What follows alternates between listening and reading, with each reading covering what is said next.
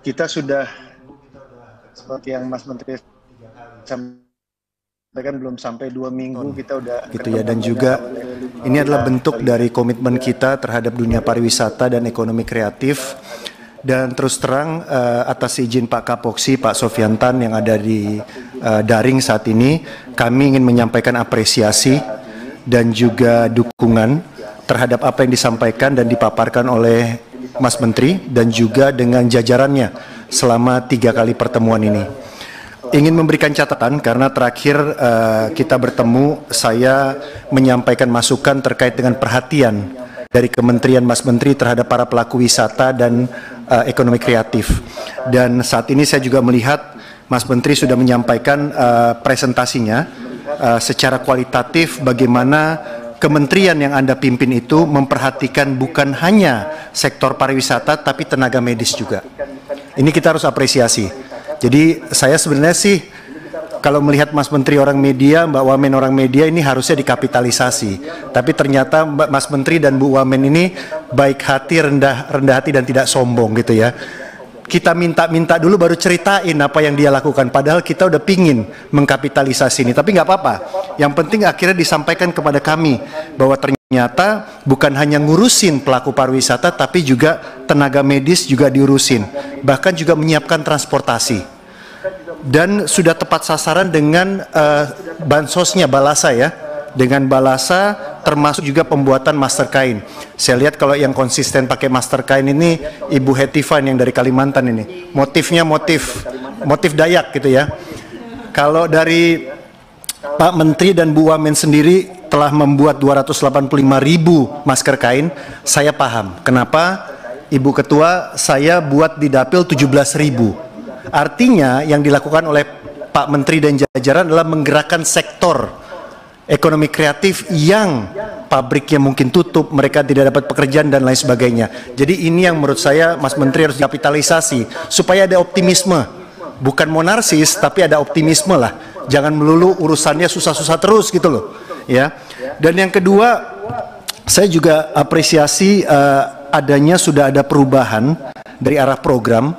Ya artinya Mas Menteri dan jajaran betul-betul mendengar apa yang diberikan masukan oleh anggota Komisi 10. Kita lihat dalam paparan tadi yang terkait, terutama yang terkait dengan program yang ada dalam pagu indikatif yang tadi disampaikan. Kami dalam pertemuan terakhir dengan Ibu Sestama dan para deputi, kami meminta agar ada peningkatan alokasi anggaran pada deputi bidang pengembangan destinasi dan infrastruktur dan deputi bidang ekonomi digital dan produk kreatif. Saya lihat itu sudah ada dalam dalam pagu anggaran indikatif 2021 tadi yang Pak Menteri sampaikan. Begitu juga kita minta ada alokasi anggaran pada kegiatan deputi pemasaran dan juga produk wisata dan penyelenggaraan event agar lebih banyak dimanfaatkan untuk menggarap pasar domestik dan penggunaan konten lokal. Ini pun juga saya cek tadi dari paparan Pak Menteri juga sudah ada. Yang menjadi perhatian kita adalah Mas Menteri, Anda juga sangat fasih terkait dengan big data analisis. Tadi saya lihat dalam paparannya ada soal media listening.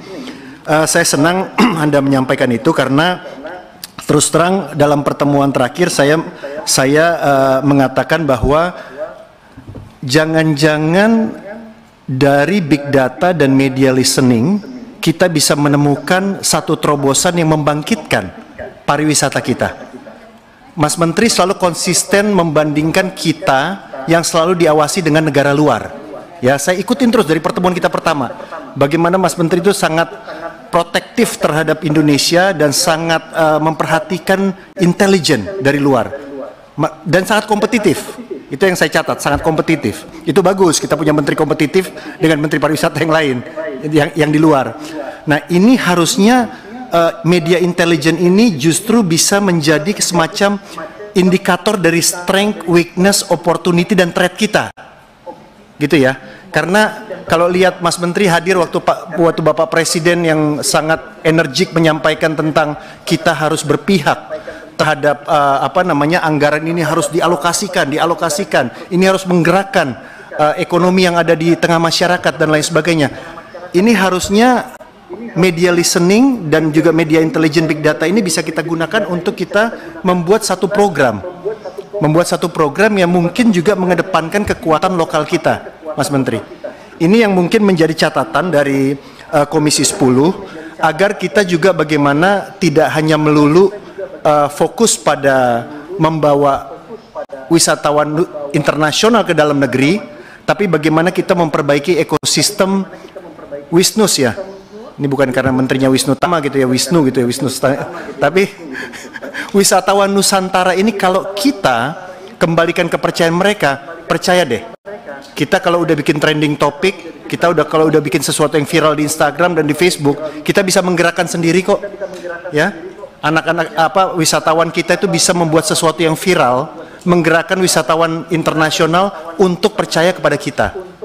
Nah, jadi hal-hal seperti ini tidak berlebihan ketika Komisi 10 ingin agar diberikan empowerment terhadap wisatawan dalam negeri, terutama pelaku wisatawan dari ekonomi kreatif, supaya kita bisa membantu secara kearifan lokal kita masing-masing untuk membuat wisatawan internasional yakin, ya, bukan hanya mempersiapkan infrastrukturnya, tapi ini masalah keyakinan, ya. Kalau dia lihat di Instagram kok orang Indonesia udah bisa jalan-jalan ke Pulau Samosir, udah bisa. Saya kemarin kontak-kontakan dengan Pak Gubernur di Bali, sudah bisa datang ke Bali dengan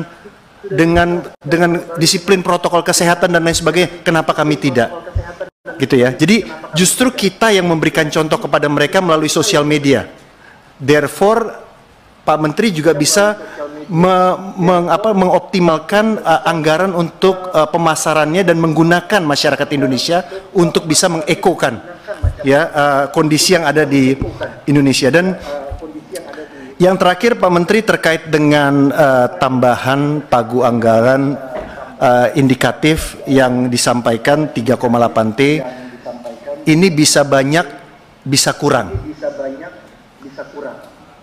Ya, yang disampaikan di Komisi 10 kemarin agar kita fokus pada pendidikan juga. Ya, menurut saya ini adalah sesuatu yang harus dicatat betul. Kenapa pendidikan? Saya berpendapat bahwa pendidikan ini yang nanti justru akan membawa sesuatu kesustainabilitasan, keberlangsungan. Ya, artinya kalau kita bisa melalui COVID ini, kita harus ada sesuatu yang lebih sustainable. Sehingga tidak hanya hit and run, tidak solusi singkat seperti pemadam kebakaran. Ya, dengan dunia pendidikan kita mengalokasikan prioritas kita kepada pendidikan dalam tambahan pagu anggaran indikatif itu, tentunya kita ada komitmen untuk kita main panjang. Ya. Nah, ini yang selain tambahan tadi yang disampaikan oleh arahan Presiden terkait dengan tambahan ini, dan juga program pemulihan pariwisata ekonomi kreatif dan juga kompetisi dengan negara lain, ini ada poin tentang pendidikan, Mas Menteri, yang mungkin perlu dimasukkan di slide-nya. Saya rasa itu yang bisa saya sampaikan. Dengan hal ini, atas seizin dari Pak Kapoksi dan teman-teman dari PDI Perjuangan, kami menyampaikan bahwa kami PDI Perjuangan setuju dengan pagu indikatif 2021 dan juga mendukung permintaan penambahan pagu indikatif 2021. Saya rasa itu, Ibu Ketua, yang bisa kami sampaikan. Terima kasih. Wassalamualaikum warahmatullahi wabarakatuh. Merdeka!